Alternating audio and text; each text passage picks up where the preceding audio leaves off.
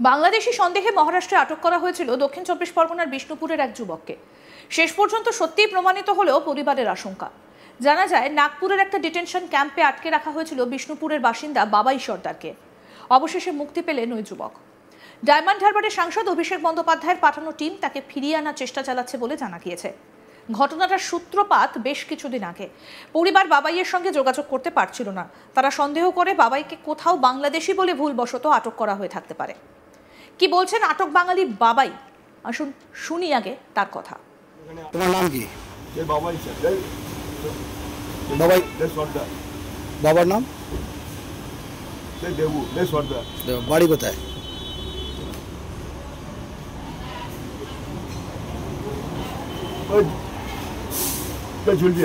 আচ্ছা, তুমি স্ট্যামারিং করো মানে বাচপন থেকে, ছোট থেকে এটা আছে? ছোট থেকে আছে তো, আচ্ছা কোনো সমস্যা নেই, এটা ওটা হয়। আচ্ছা শুনো, কালকে তোমার বাবা আর ভাই থানায় এসেছিলো, বিষ্ণুপুর থানায় এসেছিলো। এসে একটা লিখিত কমপ্লেন দেয় কি আমার ছেলের সঙ্গে অনেক দিন থেকে কথা হয় না, ওকে মানে কি কেউ আটকে রেখেছে বাংলাদেশি হিসাবে। আচ্ছা ঠিকই বলেছিল। কোথায় আটকে রেখেছিল? নাগপুর স্যার। নাগপুরে কোথায়? নাগপুরে আমাদের ওই যেখানে আরএসএস মানে হেড অফিস আছে, ওখান থেকে 3 কিলোমিটার দূর। 3 কিলোমিটার দূর? 3-4 কিলোমিটার। আচ্ছা, তোমার বাবার সঙ্গে কি কেমন সম্পর্ক আছে? সম্পর্ক মোটামুটি কথা হয়? কতদিন আগে বলেছিল? প্রায় তো 1 বছর মতো হয়নি। আর ভাইয়ের সঙ্গে? ভাইয়ের সঙ্গে হয়। আচ্ছা তো আচ্ছা, তোমার মোবাইল সুইচ অফ এতদিন কেন ছিল? ফোনটা তো স্যার আমার কাছে ছিল না স্যার। পুলিশের কাছে ছিল। পুলিশের কাছে ছিল মানে যেখানে তোমাকে ডিটেইন করা হয়েছিল ওখানে? কতদিন ছিল ওখানে? 8 দিন স্যার। 8 দিন ছিলে। তো তুমি মানে কি কালকে মানে কোন দিনে তুমি এসেছিলে? কালকে কটা নাগাদ এসেছিলে? কালকে ভোর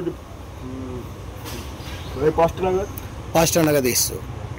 তো 5টা নাগাদ এসছো, আর তারপরে আজকে মানে কি ফির কাজে তুমি জয়েন করেছো? আজকে কাজে জয়েন করেছো? তো ডকুমেন্টস যা ছিল আমি দিলাম।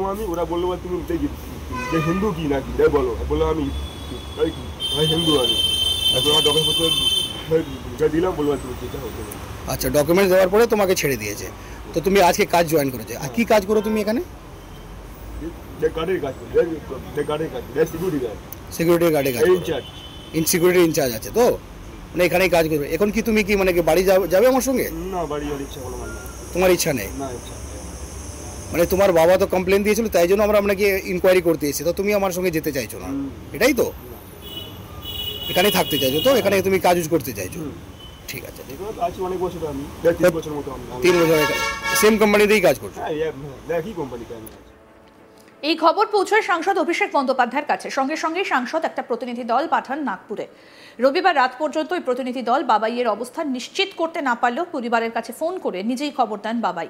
তাকে ডিটেনশন ক্যাম্প থেকে মুক্তি দেওয়া হয়েছে বলে জানান। পরিবারের তরফে জানানো হয়েছে বাবাই সুস্থ আছেন। পরিস্থিতি সামাল দিতে সক্রিয় হয় বিষ্ণুপুর থানাও। পুলিশ সূত্রে জানা গিয়েছে, ক্যাম্প কর্তৃপক্ষ প্রয়োজনীয় নথিপত্র যাচাই করে বাবাইকে মুক্ত করেছে। বাবাইয়ের ভাই রাজু সর্দার কি বলছেন শুনবো। আমার দাদা গত 1 মাস ধরে মুম্বাইতে কাজে গিয়েছিল। নর্মালি আমাদেরকে প্রতি সপ্তাহে বা মাঝখানে ফোন করতো, আমরা কথাবার্তা বলতাম। কিন্তু গত 7-8 দিন মতো হলো দাদার কোনো ফোনে পাওয়া যাচ্ছিল না। তা আমরা নর্মালি ভাবলাম হয়তো ফোন চুরি হয়ে গেছে, সেই জন্য আমাদেরকে ফোন করছে না। সেই ভেবে আমরা আর কিছু করিনি। তবে মা বাবা দুজনেই নিউজ চ্যানেল দেখছিল, চ্যানেলের নাম হচ্ছে নিউজ 18। সেখানে দেখালো মুম্বাইয়ের কোনো একটা ডিটেনশন ক্যাম্পে লম্বা সারিতে দাঁড় করানো আছে 106 জন, যার মধ্যেতে আমার দাদাও আছে। খালি গায়েতে যাদের উপর অত্যাচার করা হয়েছে, এরকম একটা ভিডিও আমরা দেখি। ভিডিও দেখার সাথে সাথে আমি সন্ধ্যেবেলা বাড়িতে ফেরার সাথে সাথে আমার বাংলা পক্ষ যে সমস্ত দাদা ভাই ছিল তাদেরকে আমি জানাই। রাতের মধ্যে জানাতে আমি সমস্ত দাদার ডকুমেন্টসগুলো পাঠাই। এমনকি এই বাংলা পক্ষের দাদারা সকালবেলায় আমার বাড়িতে চলে আসে। বাড়িতে চলে এসে আমার মা বাবা স্টেটমেন্ট নেয়, সে যে এখানকার স্থায়ী বাসিন্দা, এমনকি 1966 সালে যে ভোটার লিস্ট 92 নম্বর সিরিয়ালে ছিল সেটাও তারা দেখে। দেখে তারা ভিডিও রেকর্ডিং করে, থানাতে কমপ্লেন করে। তারপর থেকেই প্রশাসনিক সমস্ত সাহায্য আমরা পেতে থাকি। তারা আমাদের বাড়িতে আসতে থাকে, আমার দাদা সঠিক ডকুমেন্ট নিতে থাকে। তারপরেই রাজনৈতিক দিক থেকে আমাদের দিলীপ মণ্ডল মহাশয়, আমাদের বিষ্ণুপুর ডায়মন্ডহাওড়া লোকসভা কেন্দ্রে যে আছেন এমএলএ, উনি আসেন। আর ওনার দলের 4টি প্রতিনিধি দলকে, 4জন মেম্বারকে আর কি, উনি হচ্ছে মুম্বাইয়ের উদ্দেশ্যে পাঠিয়ে দেয়, যাতে সেখান থেকে খোঁজাখুঁজি করে। এছাড়াও আমাদের ডায়মন্ডহাওড়া পুলিশ প্রশাসন আমাদের সাথে সহযোগিতা করে। কিন্তু এখন ব্যাপারটা যেটা বলার বিষয়, আমার দাদাকে 7-8 দিন ধরে একটা ক্যাম্পে আটকে রাখা হলো, তাকে ছাড়া হলো না। পশ্চিমবঙ্গ সরকারের সহযোগিতা তথা বাংলা পক্ষ সব থেকে বেশি যেটা গুরুত্বপূর্ণ ভূমিকা পালন করেছে, তাদের সহযোগিতার জন্য প্রশাসন এত নড়বড় হলো। তারপরে তারা গেল ছাড়ানোর জন্য, তাকে ছাড়ানোও হলো। সেই ডিটেনশন ক্যাম্পে, নাগপুরের একটা ক্যাম্পে তারা আটকে ছিল। পুলিশের পক্ষ থেকে তার নাগরিকত্ব যাচাইয়ের জন্য জন্ম সনদ, মাধ্যমিকের প্রবেশপত্র এবং একাধিক নথি চাওয়া হয়েছিল। পরিবারের পক্ষ থেকে সেই সমস্ত কাগজপত্র পাঠানো হলে প্রশাসন তাকে ছেড়ে দিতে বাধ্য হয়। এই বিষয়ে রাজ্যের পরিবহন প্রতিমন্ত্রী এবং বিষ্ণুপুরের বিধায়ক দিলীপ মণ্ডল বলেন, নথিপত্র দেখেই তাকে ছেড়ে দিতে হয়েছে।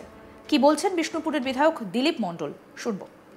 মাননীয় সাংসদ অভিষেক বন্দ্যোপাধ্যায় ওনার অফিস থেকে যখনই খবর পেয়েছেন, তিনি আমিও খবরটা পেয়ে গিয়েছিলাম। সঙ্গে সঙ্গে আমার সাথে অভিষেকবাবুর কথা হয় এবং সঙ্গে সঙ্গেই আমি 15 মিনিটের মধ্যে ইন্ডিগোর টিকিট, 7:05 টিকিট আমাদের 4জন প্রতিনিধিকে আমরা পাঠাই। একজন জেলা পরিষদের সদস্য রাজীব গাজী, একজন জেলা পরিষদের কর্মাধ্যক্ষা শচীন নস্কর, পঞ্চায়েত সমিতির সহকারী সভাপতি, এই ব্লকের পার্টির সভাপতি পলাশ কর্মকার এবং আমার নিজের সিএ সেও অরূপ দাস, সেই 4জনকে আমরা পাঠাই।